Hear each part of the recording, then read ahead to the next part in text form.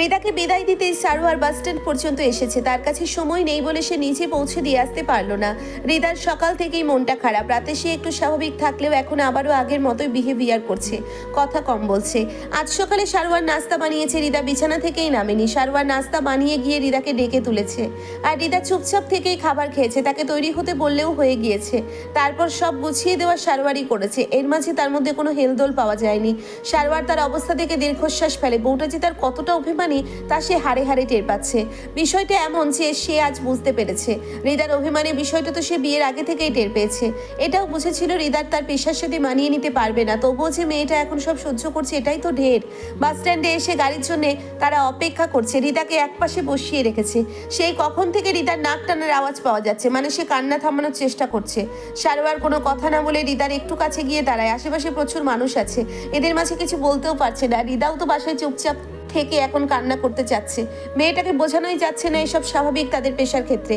মাঝে মাঝে একটু রিস্কি অপারেশনে যেতে হয়, সেখানে বউ হিসেবে স্বামীর জন্য টেনশন করা স্বাভাবিক, তাই বলে কান্না করবে? সারোয়ার কাছে গিয়ে দাঁড়াতে রিদা তার একটা হাত ধরে বসে। একটু সুযোগ পেয়ে সারোয়ার তার পাশে বসে। রিদার এক হাত নিজের হাতের মুঠোয় নিয়ে নিচু স্বরে বলে, বোকা মেয়ে, একদম কান্না করবে না। মানুষ কি বলবে বলো? এত বড় মেয়ে হয়ে এভাবে রাস্তায় বসে কান্না করলে বাকিরা হাঁ করে তাকিয়ে থাকবে। আমি তো বলেছি এবার ঈদে বাড়ি গিয়ে তোমার সাথে নিয়ে আসবো। মাসখানিকেরই তো ব্যাপার, সত্যিই তুমি এখনো বাচ্চায় বসে আছো। সারোয়ারের এত কথার পরিপ্রেক্ষিতে রিদা আলতো করে তার মাথা স্বামীর ঘাড়ে এলিয়ে দেয়। কিছুটা ফিসফিসিয়ে বলে, আমার খুব ভয় করছে। দূর বোকা, ভয়ের কিছু নেই, কিছুই হবে না। কথাটা নিতে অনেক দিনের ছুটি নিয়ে আসবেন ইনশাল্লাহ, 1 মাসের ছুটিতে আসবে। এবার খুশি? রিদা চুপচাপ বসে থাকে। বাস আসতেই সারোয়ার তাকে বাসে উঠিয়ে দেয়। রিদা জানালার ধারে বসে সারোয়ারের দিকে তাকিয়ে থাকে। বাস ছাড়তেই সারোয়ার মুচকি হেসে হাত নেড়ে তাকে বিদায় জানায়। রিদা হাসতে পারে না, শুধু এক দৃষ্টিতে তাকিয়ে থাকে। যতক্ষণ সারোয়ারকে দেখা যাচ্ছিল ততক্ষণই সে তাকিয়েছিল। তাকে দেখে মনে হবে যেন শেষ দেখা দেখে নিল, আর হয়তো এভাবে দেখা হবে না। শুভা মিসিং কথাটা শুনে ইরিন শকড হয়ে যায়। 2 দিন আগেও তো তার সাথে ফোনে কথা হলো। গত 2 দিন ধরে ইরিন কলেজে আসছে না। মাঝে একদিন বন্ধ ছিল, আর একদিন অসুস্থতার ভং ধরে আসেনি। লাস্টে যখন শুভার সাথে কথা হয়েছিল, শুভা বলেছিল সে তার আন্টির বাসায় যাচ্ছে, মেসে ফিরে ফোন করবে। পরে আর ফোন না করায় ইরিন ভেবেছিল হয়তো ভুলে গিয়েছে। তাকে ভুলে গিয়েছে ভেবে ইরিনও অভিমান করে ফোন করেনি। আজ এসে এমন খবর পেয়ে সে সবচেয়ে বেশি চমকে গিয়েছে। ইমনেরও সেমই অবস্থা। লাস্ট ক্লাসে শুভা তাকে বলেছিল একটা গুরুত্বপূর্ণ কথা বলবে তাকে, যেটা আর শোনা হলো না। ইমন আন্দাজ করে নিয়েছিল শুভার কথাটা, কারণ বেশ কিছুদিন ধরেই শুভার আচরণ তার কাছে অস্বাভাবিক লাগছিল। বিশেষ করে তাদের জন্মদিনের দিন থেকে। মেয়েটা নিজের টাকা জমিয়ে তাকে একটা পারফিউম গিফট করেছিল। ইমনের পারফিউম পছন্দ না, তবুও সে কিছুই বলেনি, ব্যবহারও করেনি, আর সেভাবেই ফেলে রেখেছে। শুভার কাণ্ড কারখানা ইমনকে চিন্তায় ফেলে দিয়েছিল। আর তো এসব ভালোবাসার প্রতি তেমন ইন্টারেস্ট নেই। তার ভালো লাগে না মেয়েদের সাথে বেশি কথা বলতে। তবুও ক্লাসের একমাত্র শুভার সাথেই তার টুকটাক কথা হয়েছে ইরিনের সুবিধার্থে। আর এখন শুভা মিসিং শুনে আরো খুব খারাপ লাগছে। কি হতে পারে শুভার বলা কথাটাই? ইমনের এখন খুবই ইচ্ছে হচ্ছে শুভাকে সামনে বসিয়ে তার সকল কথা শুনতে, সেই সকল কথা যা এতদিন শুভা তাকে বলতে চেয়েছিল। মানুষ হারিয়ে গেলেই বোধহয় তার কদর বোঝা যায়, ঠিক যেমন এখন ইমন বুঝতে পারছে শুভার কদরটা। শুভার বাবা মা মেয়ের খুঁজে শহরে এসেছেন। তারা থাকেন এক প্রত্যন্ত গ্রামে। শুভার ছোট্ট একটা ভাই আছে। কলেজ থেকে বলে গিয়েছে যেহেতু শুভা যখন থেকে মিসিং হয়েছে তখন সে কলেজের আওতায় ছিল না, তাই কলেজের বাহিরের কার সাথে কি ঘটেছে তার দায়িত্ব তারা নিবে না। এসব তো ঝামেলার কাজ, এসব ঝামেলায় কেউ ফাঁসতে চায় না। বলছে পুলিশের কাছে মিসিং কেস করতে। ইরিন আর সেদিন ক্লাস করতে পারে না। শুভার বাবা মা ছোট ছেলেকে নিয়ে তখনই চলে গিয়েছিল। ক্লাস শুরুর আগেই ইরিন বাসায় চলে আসতে নিয়েছিল। তখনই সামনে রিদানের সাথে দেখা হয়। রিদান বলে, কোথায় যাচ্ছ ক্লাস না করে? ভালো লাগছে না স্যার, চলে যাই আজকে। প্লিজ আটকাবেন না, প্রাইভেটে আসবে সময় করে। শিওর না, নাও আসতে পারি, আমার ভালো লাগছে না। শুভার জন্য অনেক টেনশন হচ্ছে স্যার। ইনশাল্লাহ কিছুই হবে না ওর। ইমন কোথায়? তুমি একা যাচ্ছ কেন? ইমন ক্লাসে, ওকে বলিনি আমি চলে যাচ্ছি। তোমার তো অনেক সাহস মেয়ে, দেখছোই দেশের অবস্থা ভালো না, চোখের সামনে প্রমাণ পাচ্ছ, তবুও সাহসী দেখাও নিজেকে। রিদানের চোখে মুখে রাগ প্রকাশ পায়। সে তো ইতিমধ্যে তোমার সাথে হওয়া ঘটনাটার কথাও জেনেছে। তোমার নিজেই বলেছে। তারপর সে নিজেও সাম্যর খোঁজ করেছে, পায়নি ছেলেটাকে। কেমন উধাও হয়ে গেছে ছেলেটা। রিদানের আজ কলেজে ক্লাস ছিল একটা, তবে গুরুত্বপূর্ণ কাজ আছে বলে সে অফিসে জানিয়ে বেরিয়ে গেল।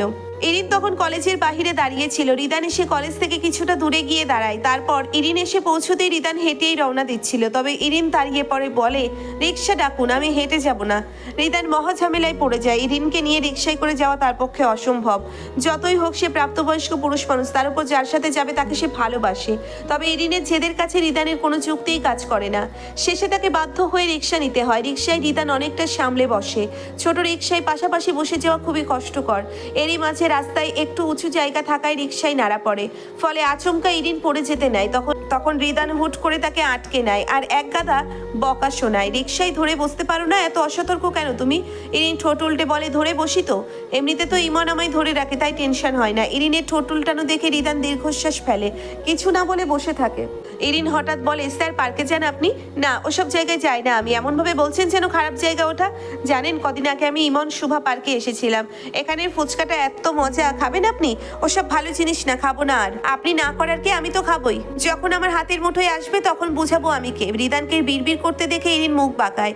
রিক্সা মামাকে বলে, মামা ওই পার্কের দিকে চলেন, আজকে স্যারকে ফুচকা খাইয়েই ছাড়বো। রিদানের বারণ সত্ত্বেও তারা পার্কে এসে পৌঁছয়। ইরিন রিক্সা থেকে নেমেই রিদানের হাত ধরে টেনে তাকে ফুচকার দোকানের সামনে আনে। রিদান ততক্ষণ হাঁ করে তাদের ধরা হাতের দিকেই তাকিয়ে থাকে। সে খেই হারিয়ে ফেলেছে। এখন ইরিন তাকে যেভাবে চালাচ্ছে সেভাবেই পুতুলের মতো চলছে সে। ইরিন তাকে ফুচকার দোকানের সামনে দাঁড়িয়ে বলে, যান 2 প্লেট অর্ডার দিয়ে আসুন, আমি খাই না এসব। আপনাকে কে খেতে বলেছে? আমি 2 প্লেট খাবো, তাড়াতাড়ি অর্ডার দেন। রিদান চোখ মুখ অন্ধকার করে অর্ডার দিতে চাই। হঠাৎই দেখে একটা ছেলে ফুল হাতে ইরিনের দিকে এগিয়ে এসেছে। রিদান দাঁড়িয়ে দেখতে থাকে কি করতে চায় ছেলেটা। ইরিন যখনই ছেলেটার দেওয়া ফুল নিতে যাবে, রিদান এক প্রকার ঝড়ের গতিতে এগিয়ে গিয়ে ফুলটা কেড়ে নেয়। তারপর আবারও সেটা ছেলেটার হাতে গুজে দিয়ে বলে, এসব কোন ধরনের অসভ্যতা, তাও দিনে দুপুরে? ছেলেটি ভয় না পেয়ে উল্টে বলে, আপনি কি? আমি এই সুন্দরী আপুটাকে ফুল দিচ্ছিলাম, আপনি আটকাচ্ছেন কেন? রিদান আশেপাশে তাকিয়ে দেখে কিছু দূরেই 3-4টে ছেলে দাঁড়ানো। একজনের হাতে ফোন ধরা, হয়তো ভিডিও করতো। রিদান ইশারায় সেই ছেলেগুলোকে ডাকে। তারা এসে পূর্বে ছেলেটির সাথে দাঁড়ালে রিদান বলে, ভিডিও করতে? কি ক্যাপশন দিতে? কত বছরের ভালোবাসা পূর্ণতা পেয়েছে? তাদের একটি ছেলে বলে ওঠে, আপনার কি সমস্যা? আপনি এমন করছেন কেন? আপনারা তো কিছুই বলছে না। রিদান ইরিনের দিকে তাকিয়ে দেখে সে অবাক হয়ে সব কাহিনী দেখছে। ভিডিও করার কথা শুনে আরো চমকে গেছে। রিদান তাদের ড্রেসের দিকে তাকিয়ে বলে, তোমাদের কলেজের সায়েন্সের টিচার সুমন স্যার না? আমার বন্ধু তিনি। ব্যাপার না, বাসায় যাও বাচ্চারা, কালকে কলেজে তোমাদের জন্য সারপ্রাইজ অপেক্ষা করবে। ছেলেগুলো ভয় পেয়ে যায়। আর যাই হোক, সুমন স্যারকে তারা ভয় পায়। বুঝে গেছে তাদের কপালে শনি নাচতেছে। বিপদে যখন পড়েই গেছে, তাই একটা ছেলে সাহস করে বলে ওঠে, আপনি নিজেও তো একটা কলেজ পড়ুয়া মেয়েকে নিয়ে পার্কে এসেছেন, কি হয় মেয়েটা আপনার? রিদান হঠাৎই তার দিকে এগিয়ে যায়। ছেলেটার দিকে হাত বাড়াতেই ছেলেটি ভয়ে কুঁচু হয়ে যায়। তবে রিদান আলগোছে তার শার্টের কলার ঠিক করে দিয়ে গম্ভীর কণ্ঠে বলে ওঠে, আমার ফিয়ন্সে, আমার হবু ওয়াইফ। আর কিছু জানতে চাও বাচ্চা? ছেলেটি তাড়াতাড়ি করে সরে যায়। তারপর বন্ধুদের সাথে গিয়ে দ্রুত জায়গা ত্যাগ করে। রিদান সেদিকেই তাকিয়েছিল। হঠাৎই ইরিন তার পেছনে এসে পিঠে গুঁতো দিয়ে বলে, কি বললেন ওদের আপনি? তোমার জানতে হবে না, আগে বলো ছেলেটি কি বলছিল আপনাকে? কিছুই না, শুধু ফুল এনে দিয়ে বলছিল নেওয়ার জন্য, আর তুমিও নিয়ে নিচ্ছিলে। ও মা, ফুলের সাথে নো কম্প্রোমাইজ। আমাকে একটা ঘাস ফুল এনে দিলেও আমি হেসে নিয়ে নিব। রিদানের রাগ হয় প্রচুর। এত বোকা মাথা মোটা একটা মেয়েকে সে কিভাবে ভালোবাসলো? হঠাৎই সে একটা কাজ করে বসে। পার্কের একপাশে একটা লোক ফুল বেচছিল। রিদান ইরিনের হাত ধরে টেনে নিয়ে তাকে সবগুলো ফুল কিনে দেয়। ইরিন তো অবাক হয়ে তাকিয়ে থাকে। সে সত্যি এই রিদানকে চিনতে পারছে না। একটা ছেলের থেকে ফুল নিচ্ছিল দেখে তাকে শাস্তির স্বরূপ এতগুলো ফুল কিনে দিল। বোকা মেয়েটা আরো খুশি হয়ে যায়, অন্তত ফুল তো পেলো কতগুলো, আর কি চাই। বিকেল পেরিয়ে সন্ধ্যার দিকে রিদা বাসায় পৌঁছয়।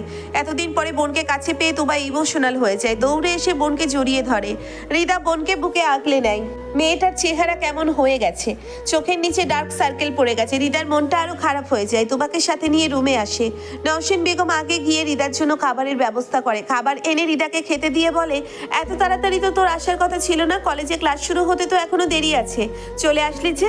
তোমার মেয়ের জামাইয়ের কাজ আছে, অনেক গুরুত্বপূর্ণ কাজ, বুঝলে? এমন কাজ তিনি রাতেও বাসায় থাকতে পারবেন না, তাই আমাকে পাঠিয়ে দিল বাসায়।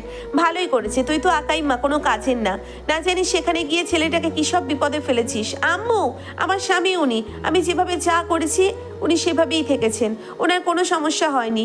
শুধু শুধু তুমি আমায় বকো, আমি তো ভালোই না, থাক তোরা, আমি আর ভালো থাকলাম না এখানে। নওশিন বেগম চলে যেতে গেলে রিদা খেতে বসে। ভাত মাখিয়ে বোনের মুখের দিকে দিতে দিতে বলে, কি না কি হলো, খাওয়া দাওয়া বন্ধ করে বসে আছিস? বয়স কত তোর? দুদিনের মেয়ে, কত কি শিখে ফেলেছিস? তোমার চলো চলো চোখে বলে তোকে অনেক মিস করেছি রে আপু। এই কয়েকটা দিন একটুও শান্তি পাইনি আমি। দেখ তো দুলাভাইকে তো খারাপ বলিস তুই। এখন তোকে যাতে একটু সময় দিতে পারি সেজন্য আমাকে পাঠিয়ে দিয়েছে। ফোন করে তোর ভাইয়াকে ধন্যবাদ দিয়ে দিস। তুবাও কান্নার মাঝেও হেসে ফেলে। তারপর টুকটাক কথা বলতে বলতে তারা খাবার শেষ করে। তখনই হৃদার মনে পড়ে সে আসার পর সারোয়ারকে ফোন করে জানায়নি। তাই সে তাড়াতাড়ি করে ফোন নিয়ে সারোয়ারকে কল করে। ফোনটা প্রায় সাথে সাথে রিসিভ হয়। মাত্র পৌঁছালে নাকি? দেরি হয়ে গেল মনে হচ্ছে, আরো আগেই এসেছি। এসে খাওয়া দাওয়া শেষ করে পরে মনে পড়লো আপনাকে ফোন করা হয়নি। বাহ, বাসায় গিয়েই আমাকে ভুলে গেলে? এই কয়েকদিনের আমার ভালোবাসা ভুলে গেলে? কষ্ট পেলাম। বউ অভিনয় করছেন না? আমাকে ফিরিয়ে দিয়ে নিজে নিশ্চয়ই খুব ভালো আছেন। তোমার তাই মনে হয়? বোকা মেয়ে। বাদ দাও, কি করছো এখন? কিছুই না। আপনি কি করছেন? এতক্ষণ রেস্ট করলাম, এখন যাবো ক্যান্টনমেন্টে মিটিংয়ে। সারা রাত থাকবেন? যতক্ষণ লাগবে ততক্ষণ। বাসায় ফিরে ফোন করবেন, আমি অপেক্ষায় থাকবো। যত রাতই হোক না কেন ফোন করবেন। সারোয়ার হেসে ফেলে। ফোন করবে বলে কথা শেষ করে হৃদা বারান্দায় এসে দাঁড়ায়। অনুভব করে একই আকাশের নিচে থেকেও তাদের মধ্যে কতটা দূরত্ব। এই দূরত্বের শেষ কবে হবে জানা নেই, তবে সেই দিনের অপেক্ষায় হৃদাই দিন কাটবে। ক্যান্টনমেন্টে জিজ্ঞাসাবাদ রুমে মুখোমুখি বসে আছে সারোয়ার আর সাম্য। সারোয়ারের পরনের সেনাবাহিনীর পোশাক, মুখ গম্ভীর। সে এক দৃষ্টিতে তাকিয়ে সাম্যকে পর্যবেক্ষণ করছেন। উল্টো পাশে বসা সাম্য মাথা নিচু হয়ে আছে। সে হয়তো বুঝে গেছে সারোয়ারের পরিচয়, নয়তো তাকে লোক লাগিয়ে এভাবে ধরে আনার কথা নয়। সে তো একজন ব্যক্তিকে ছাড়া আর কাউকে তার সাথে ঘটা ঘটনার ব্যাপারটা বলেনি। জিজ্ঞাসাবাদ রুমে অস্বাভাবিক নিস্তব্ধতা ঘিরে রয়েছে। নীরবতা ভেঙে সারোয়ার বলে ওঠে, পরিচয় দাও তোমার, একেবারে সম্পূর্ণ পরিচয় দিবে, বারবার যেন জিজ্ঞাসা না করতে হয়। আচমকা সারোয়ারের গম্ভীর কণ্ঠস্বর শুনে সাম্য একটু চমকে ওঠে। একবার যখন ধরা পড়েছেই তাহলে আর মিথ্যা বলে লাভ নেই, বরং সত্যি বলে যদি সাহায্য পাওয়া যায় সেটাই ভালো হবে। সাম্য একটা বড় করে শ্বাস ফেলে মাথা তুলে তাকায়, বলে ওঠে, শাহরিয়ার সাম্য। বাবা মা নেই, নিজের বলতে একটা ছোট বোন ছিল। এই পথচারীর দলের সাথে কবে থেকে সম্পৃক্ত? এই পাচারকারী দলের সাথে কবে থেকে সম্পৃক্ত? এখনো পর্যন্ত কতগুলো মেয়ের সাথে এমন ভালোবাসার নাটক করে পাচার করেছো? একটাও না। সাম্যর কাট উত্তর। যে সে ধরা খেয়ে বসে আছে, তবুও এক বিন্দু ভয় পাচ্ছে না। সারোয়ারের টিম ইতিমধ্যে সাম্যর ব্যাপারে সকল খবর নিয়ে ফেলেছে, তবুও একটু যাচাই করার জন্য কিছু প্রশ্ন করা যায়। সাম্য সব ঠিক উত্তর দিলে এবার সারোয়ার একটু নরম হয়। স্বাভাবিক স্বরে বলে ওঠে, তোমার কেন মনে হলো তারা তোমায় যে অফার দিয়েছে তা তারা রক্ষা করবে? মানে ওরা তোমার বোনকে ফেরত দিবে না, উল্টে তোমার সাহায্য নিয়ে আরো একজন মেয়েকে নিজেদের জালে ফাঁসাবে। সাম্য মাথা নামিয়ে নীরবে চোখের জল ফেলে। এই কথাটা তো সে নিজেও বুঝে গিয়েছে। সে ধরেই নিয়েছে বোনকে আর পাবে না। তার চোখের জল ফেলা ছাড়া বলার মতো কিছুই আর নেই। সারোয়ার পুনরায় বলে ওঠে, ওদের সাথে তোমার লাস্ট কবে যোগাযোগ হয়েছে? বোনের সাথে কথা বলিয়েছে? এই পর্যায়ে সাম্য ইমোশনাল হয়ে যায়, তার কণ্ঠ কেঁপে ওঠে। সে কাপা কণ্ঠে বলে ওঠে, 3 দিন আগে। আমার দিয়ার সাথে কথা বলতে চেয়েছিলাম, দেয়নি ওরা। স্যার, আমার বোনটা এখনো বড্ড ছোট্ট, বাচ্চা মানুষ তো, কৌতূহল বেশি, আর এভাবেই বোনটা আমার বিপদে পড়ে গেল। সাম্যর কথা শুনে সারোয়ারের চোখের সামনে ইরিনের চেহারা ভেসে ওঠে। তার বোনটাও তো বড্ড বাচ্চা, অনেক বোকা। সাম্যকে কাঁদতে দেখে সারোয়ারেরও বেশ খারাপ লাগে, তবে তার প্রফেশনে ইমোশনাল হতে হয় না, নিজেকে কঠোর রেখে কাজ করে যেতে হয়। সারোয়ার এক অফিসারকে বলে সাম্যর সাথে যোগাযোগ করা ব্যক্তিটার নাম্বার ট্রেস করতে বলে। তখনই আরেকজন অফিসার সারোয়ারের কাছে আসে। এসে জানায়, দক্ষিণের জঙ্গলের ধারে একটা অজ্ঞাত পরিচয়ের মরদেহ পড়ে আছে। কার দেহ সেটা এখনো শনাক্ত করা যায়নি, হয়তো মিসিং পার্সনদের কারো হতে পারে। অফিসারের বলা কথাটা সাম্যর কানেও ভেসে আসে। সে আটকে ওঠে, কোনোভাবে এটা তার বোন নয় তো? সাম্যকে পাকলামো করতে দেখে সারোয়ার তাকে থামতে বলে। পরিচয় শনাক্ত না হওয়া পর্যন্ত কোনো কিছু নিশ্চিতভাবে বলা যাবে না। সারোয়ার জিজ্ঞাসাবাদের রুম থেকে বের হয়ে যায়। সাম্যর মুখোমুখি থাকা তার জন্যও কষ্টকর হয়ে পড়ছে। বোনের জন্য ছেলের আহাজারি তার কানে কাটার মতো বিঁধছে। বেশ সময় পরও আর একজন অফিসার এসে জানায়, এখনো লাশের পরিচয় শনাক্ত হয়নি, তবে কিছু পার্সোনাল আইটেম পাওয়া গেছে। যেহেতু স্বামীর বোনও মিসিং, তাই বডি শনাক্ত করতে সাম্যরও ডিএনএ স্যাম্পেল নিয়ে চেক করা হবে। তারপর না মিললে বাকি মিসিং সদস্যদের সাথে যোগাযোগ করা হবে। গান পয়েন্টে থাকা লোকটি থরথর করে কাঁপছে। সে মস্ত বড় ভুল করে ফেলেছে। ভুলে শাস্তি স্বরূপ সে এখন মৃত্যুর দ্বার প্রান্তে পৌঁছে গেছে। বল, কেন মারলি মেয়েটাকে? তোকে পাঠিয়েছি যে কাজে, সেটা না করে উল্টে ক্ষতি করলি কেন? লোকটি কাঁপা কণ্ঠে বলে, বস, ভুল হইয়া গেছে, মাফ কইরা দেন, আর এমন ভুল করতাম না। করার সুযোগ পেলে তো করবি। এই রহিম, এটার পরিবার কে কে আছে রে? পাশ থেকে রহিম উত্তর দেয়, বস, এর বউ আর বুড়া মা আছে। লোকটি ভয় পেয়ে বলে ওঠে, বস, ওদের ছাইরা দেন, আমি ভুল করছি, আমি মায়াটারে লইয়া ফুর্তি করছি, আমার শাস্তি দেন, আমার মা বউরে কিচ্ছু কইরেন না। বস নামক লোকটি শব্দ করে হেসে বলে, তোর ভুলের শাস্তি এখন তোর পুরো পরিবার পাবে, তোকে তো মরতেই হবে, সাথে তোর ভুলের জন্য তোর বউকে এখন কাজে লাগাবো, আর তোরা না থাকলে বুড়ি তো এমনিই মরে যাবে। এই রহিম, যা এটার বউকে তুলে আনার ব্যবস্থা কর, আমার যে ক্ষতি করার চেষ্টা করবে তাকে আমি পুরো পরিবার সহ ধ্বংস করে দিব। সাথে সাথে গুলির আওয়াজ ভেসে আসে, আর গান পয়েন্টে থাকা লোকটির নিথর দেহ মাটিতে লুটিয়ে পড়ে। তা দেখে রহিম একটু শুকনো ঢোক গেলে, তার কোনো ভুল হলে সে নিজেও নিস্তার পাবে না এই লোকের থেকে। এই যে এক অন্ধকার জগৎ, সেখান থেকে কারো মুক্তি নেই। বস নামক লোকটি চেয়ারে মাথা হেলিয়ে বসে। শিল্পপতি আফতাব হোসেন তার নাম। সমাজের সবার সামনে সে শিল্পপতি হিসেবে থাকলেও আড়ালে তার হিউম্যান ট্রাফিকিং এর ব্যবসা বেশ রমরমিয়ে চলছে। বেশ কয়েক বছর ধরে তার এই ব্যবসা চলমান। কখনো কোনো সমস্যা হয়নি, তবে এইবার নিজের দলের কয়েকটার জন্য ব্যবসায় ক্ষতি হচ্ছে। এই রহিমের তো আর সময় বেশি নেই, কাজ শেষ হলে একেও দুনিয়া থেকে বিদায় করে দেওয়া হবে। বর্তমানে তার ডিল হয়েছে এক রাশিয়ান মাফিয়ার সাথে, যোগাযোগটাও হয়েছে আর একটা সংগঠনের মাধ্যমে। তাই এইবারের ডিলটা খুবই গুরুত্বপূর্ণ। সঠিক সময়ে মেয়েগুলোকে না পাঠালে তাকেও বিপদে পড়তে হবে। এই রাশিয়ান মাফিয়াকে এখনো সে দেখেনি, কেউই দেখেনি বলা যায়। তবে বসকে দেখা নিয়ে আফতাবের কোনো মাথা ব্যথা নেই। তার কাজ একটাই, সে তার কাজ সারবে আর সময় মতো তার টাকা পেয়ে যাবে। বাসায় ফিরে ক্লান্ত শরীর নিয়ে সারোয়ার শুয়ে পড়ে। ফিরতে ফিরতে বেশ রাত হয়ে গেছে। ক্যান্টনমেন্টে মিটিং দেরি হয়ে গেল। সাম্যর থেকে পাওয়া ইনফরমেশন নিয়ে আলোচনায় বসেছিল। তার সাথে এবারের মিশরে আরো 3 জন মেজর ও তাদের টিমরা কাজ করবে। তাই সবাই মিলে আলোচনায় বসেছিল, তাই এতটা দেরি হয়ে গেছে।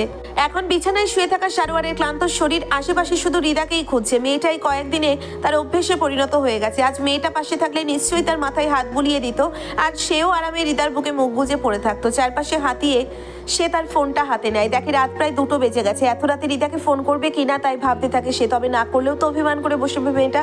তাই বেশি না ভেবে সে রিদাকে ফোন লাগায়। প্রায় সাথে সাথেই ফোনটা রিসিভও হয়। সারোয়ার নিঃশব্দে হেসে ওঠে। জেগে আছো নাকি? অভ্যেস হয়ে গেছে। আপনি কি মাত্রই বাসায় আসলেন? এসেই তোমাকে কল দিলাম। ফ্রেশ হয়ে খেয়ে নিন, দুপুরে রান্না করে রেখেছিলেন তো? মিস করছি তোমায়। রিদা চুপ করে যায়। একটু অভিমানী কণ্ঠে বলে, আমি একটুও করছি না। সারোয়ার এবার শব্দ করে হেসে ফেলে, তাই নাকি? মিথ্যা বলেছো কেন? আমি মিথ্যা বলি না। আচ্ছা বিশ্বাস করলাম। বাসার সবাই কেমন আছে? তোবা?